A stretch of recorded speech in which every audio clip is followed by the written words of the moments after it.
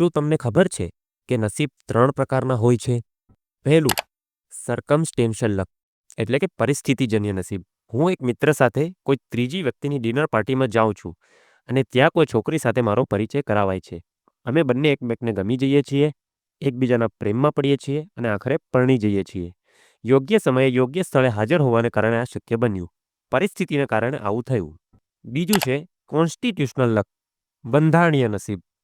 વય, વંશ, ઇતિહાસ, સંસ્કૃતિ અથવા ઉછેર તમને ચોક્કસ પરિણામની સામે લાવીને ઊભા કરી દે છે. દાખલા તરીકે તમે અને તમારા બોસ એક જ ગામના છો એટલે તમને કંપનીમાં પ્રમોશન મળ્યું છે. આ છે બંધારણીય નસીબ.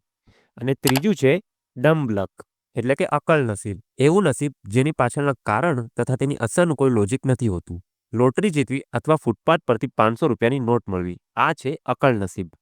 બંધારણીય નસીબ અને અકલ નસીબ ઉપર આપણો કોઈ કાબુ નથી, પરંતુ પરિસ્થિતિજન્ય નસીબમાં નોંધપાત્ર સુધારો કરી શકાય છે. કઈ રીતે? એનો જવાબ આવતીકાલના વિડીયોમાં. જો ચેનલ સબસ્ક્રાઇબ ન કરી હોય તો કરી લો.